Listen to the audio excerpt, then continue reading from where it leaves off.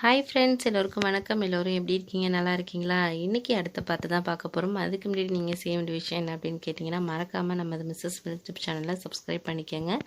கீழே இருக்க பெல் பட்டனையும் கிளிக் பண்ணிக்கோங்க. அப்போ தான் நான் போகிற வீடியோஸ்லாம் உங்களுக்கு உடனுக்குடனே நோட்டிஃபிகேஷனாக வரும். ஃப்ரெண்ட்ஸ், வாங்க கதைக்குள்ளே போகலாம். நான் அதுக்கப்புறம் எல்லா ட்ரெஸ்ஸையும் எடுத்து வச்சு கிளம்பிட்டேன். அதுக்கப்புறமா அவர் வந்து ஒரு குறிப்பிட்ட இடத்துக்கு வர சொல்லியிருந்தார். நானும் வந்து அப்பா கிட்ட அம்மா கிட்டலாம் சொல்லிவிட்டு அக்காவுக்கும் ஃபோன் அடித்து சொன்னேன். அவளும் வந்து பார்த்து போயிட்டு வா எல்லாமே சொன்னாங்க, அக்கா மாமாலாம். அதுக்கப்புறம் கிளம்புனதுக்கப்புறம் ஒரு சொன்ன இடத்துக்கு போனப்போ கிட்டத்தட்ட ஒரு 25 பேர் வந்து இங்கே இருந்தாங்க. அவங்க ஃபேமிலியை தவிர்த்து வந்து 25 பேர் வந்து இருந்தாங்க. ரொம்ப சந்தோஷமாக இருந்துச்சு.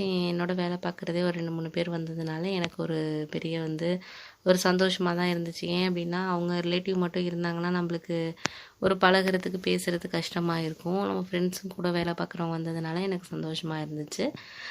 அவங்க நாங்கள் கிளம்பி ஒரு 5 மணி நேரம் கழித்து அவங்க கிராமத்தை போயிட்டு நாங்கள் ரீச் பண்ணோம். ரீச் பண்ணதுக்கப்புறமா அவங்களுக்குன்னா இங்கே தனியாக வந்து அவங்க அப்பா கட்டின வீடு இருந்துச்சு. அது வேலைக்காக தான் வந்து இங்கே வந்து தங்கி வீடு வாங்கியிருக்காங்க அப்படின்னு எனக்கு அப்புறம் தான் தெரிஞ்சிச்சு. ஒரு பெரிய வீடாக இருந்துச்சு. ரொம்ப அழகாக இருந்துச்சு. சுற்றி வந்து நிறைய வந்து நிறைய செடிகள் அது மாதிரி வச்சு எப்படி சொல்கிறது, அவ்வளோ ஒரு பசுமையான ஒரு இடமா தான் இருந்துச்சு. நல்லா பார்த்துக்கிட்டு இருந்தாங்க. நாங்கள் போனோடனே வந்து அவங்களோட ரிலேட்டிவ்ஸ் எல்லாருமே வந்து நல்லா எல்லாமே வந்து எங்களை கவனித்தாங்க அப்படின்னு தான் சொல்லணும். நாங்கள் போகிறதுக்கு முன்னாடியே நிறைய சாப்பாடெல்லாம் வந்து அவங்களோட சொந்தக்காரவங்களாம் வந்து எல்லாமே செஞ்சு வச்சுருந்தாங்க. போனதுக்கப்புறம் குளிச்சுட்டு சாப்பிட்டோம். நல்ல வயல்வெளி, போர் செட் அதெல்லாம் வந்து அழகாக இருந்துச்சு பின்னாடி. எனக்கு ரொம்ப பிடிச்சிருந்துச்சு. எனக்கு கண்டிப்பாக வராமல் இருந்தேன்னா இந்த இடத்தையெல்லாம் வந்து மிஸ் பண்ணியிருப்பணுங்கிற ஒரு ஏக்கம் வந்து இருந்த மாதிரி தான் இருந்துச்சு. அவ்வளோ ஒரு சூப்பராக இருந்துச்சு அப்படின்னு தான் சொல்லணும். அதுக்கப்புறமா அவர் வந்து என்கிட்ட சொன்னார், எப்படின்னா இடம்லாம் பிடிச்சிருக்கா உனக்கு அப்படின்னு சொன்னால், சூப்பராக இருக்குண்ணா. நான் இங்கே வராமல் இருந்தேன்னா கண்டிப்பாக அந்த இடத்தையெல்லாம் வந்து நான் மிஸ் பண்ணியிருப்பேன். எனக்கு ரொம்ப மனசுக்கும் அமைதியாக இருக்குது, ரொம்ப சந்தோஷமாகவும் இருக்குது. எனக்கு இந்த இடம் ரொம்ப பிடிச்சிருக்கு அப்படின்னு சொன்னேன். சரி சரி, ஒன்றும் பிரச்சனை இல்லை. நாளைக்கு வந்து ஃபங்க்ஷனுக்கு தான் நாளைக்கு போகிறோம். நாளைக்கு போயிட்டு எல்லாம் முடிச்சுட்டு ஒரு 2 நாள் இங்கே இருந்துட்டு கிளம்பிடலாம் அப்படிங்கிற மாதிரி சொன்னார். சரி சரிண்ணா அப்படின்னு சொன்னோம். அந்த சமயத்தில் வந்து அவங்க வீட்டுக்கு தேவையான அந்த காய்கறியெல்லாம் வந்து பின்னாடி வயல்லே வந்து எல்லாம் வந்து பயிர் பண்ணியிருக்காங்க அப்படின்னு சொன்னாங்க. எனக்கு அதை பார்க்கணுன்னு ஆசையாக இருந்துச்சு. ஏன்னா நம்ம இருக்கிற பகுதிகளெல்லாம் நம்ம அந்த மாதிரி செடிகளெல்லாம் பார்க்குறதே ஒரு அபூர்வமாக இருக்கிறதுனால கண்டிப்பாக அதெல்லாம் பார்க்கணும் அப்படின்னு தோணுச்சு. சரின்னு சொல்லிட்டு நான் வந்து போயிட்டு வரேன்னு சொல்லிட்டு போனேன். அப்போ வந்து நிறைய காய்கறியெல்லாம் வந்து எல்லாமே வந்து பறித்து வச்சுக்கிட்டு இருந்தாங்க. ரொம்ப பார்க்குறதுக்கு ரொம்ப எளிமையாக வேலை பார்த்துக்கிட்டு இருந்தாங்க. அந்த சமயத்தில் ஒரு வயதான ஒரு பாட்டி வந்து அப்போ தான் வந்து எல்லாம் இது பண்ணிகிட்டு இருந்தாங்க. அப்போ என்கிட்ட பேசினாங்க, எந்த தம்பி, நான் உன்னை பார்த்ததில்ல இந்த ஊரில், எந்த ஊர் என்னன்னு கேட்டாங்க. இது மாதிரி சொன்னேன், இங்கே வந்திருக்கோம். அவங்க வீட்டுக்கு வந்திருக்கவங்களாம் நிறைய பேர் வந்திருக்கிறீங்க, நேற்று தான் பார்த்தேன் அந்த வழியாக போனப்போ. அப்போ வந்துட்டு போய் இதான் உங்கள் வயலா அப்படின்னு சொல்லி சொன்னாங்க. ஆமாப்பா, நாங்கள்லாம் உங்களுக்கு வந்து ரொம்ப சொந்தக்காரவங்க தான். எனக்கு அண்ணன் பையன் தான் வேணும் அவன் அப்படின்னு சொல்லி சொன்னாங்க. ஓ அப்படியா அப்படின்னு சொல்லிட்டு அப்புறம் பேசிகிட்டு இருந்தோம். அந்த சமயத்தில் வந்து ஒரு பொண்ணு வந்து அவங்க வீட்டுக்கு வந்து சாப்பாடு வந்து கொடுக்க வந்தாங்க. சாப்பாடு கொடுக்கறதுக்கு வந்தோடனே அந்த பாட்டி வந்து அவங்களோட போய் உட்காந்து அங்கேயே சாப்பிட்டாங்க.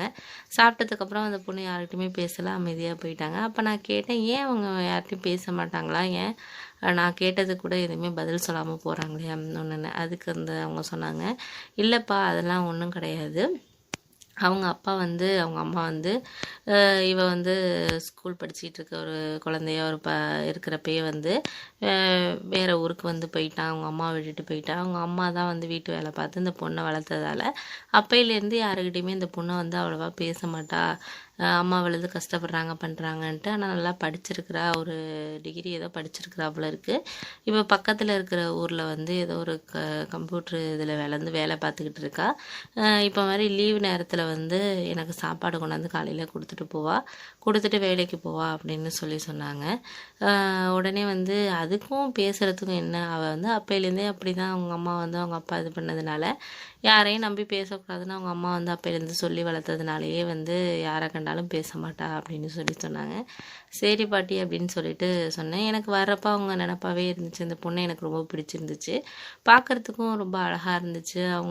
நான் வந்து எனக்கு இன்னொரு தடவை அவங்கக்கிட்ட பேசலாம் போல தான் இருந்துச்சு. ஆனால் வந்து எப்படி என்னன்ட்டு எனக்கு தோணலை. ஏன்னா முதல் தடவை பார்த்தாலும் சில பேரை வந்து நம்ம வாழ்க்கையில் வந்து கண்டிப்பாக ஒரு எப்படி சொல்கிறது, வாழ்க்கை ஃபுல்லாக வரணும்னு நினைக்கிறது ஒரு சில பேரை தான் நம்ம வந்து நினைக்க தோணும். அது மாதிரி தான் அவங்க எனக்கு தோணுச்சு. சரின்னு சொல்லிட்டு நானும் வந்து வீட்டுக்கு வந்து அவங்க கொடுத்தாங்க காய்கறி இதெல்லாம் கொண்டு கொடுங்கப்பான்னோடனே நான் வாங்கிட்டு வந்து கொடுத்தேன். அப்புறம் வந்து நான் பேசிகிட்டே வந்து சரி நான் பக்கத்தில் வந்து இருக்கிற ஊருக்கு போயிட்டு வரேன். இங்கே என் மொபைல் வந்து ஃபுல்லாக சார்ஜ் ஏறவே இல்லை. அதனால் வந்து பக்கத்தில் இருக்கிறதுல போய் சார்ஜ் ஏதாச்சும் கிடைக்குமான்னு வாங்கிட்டு வரணுமாண்ணா அப்படின்னேன்.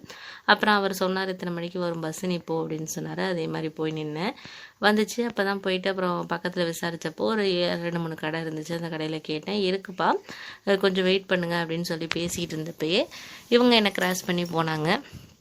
எனக்கு ரொம்ப சந்தோஷமாக இருந்துச்சு. பரவாயில்ல, நம்ம வந்து இவங்கள இந்த சாக்கில் வந்து இவங்ககிட்ட பேசலாம் அப்படின்னு சொல்லிட்டு அவங்க வந்து அந்த ஒரு கடையில் வேலை பார்த்துக்கிட்டு இருந்தாங்க. போயிட்டு பேசுகிறதுக்காக போனேன்.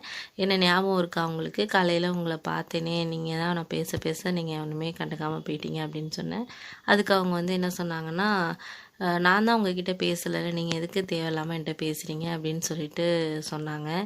அதுக்கப்புறம் என்ன நடந்துச்சுங்கிறத அடுத்த பகுதியில் உங்ககிட்ட நான் சொல்கிறேன்.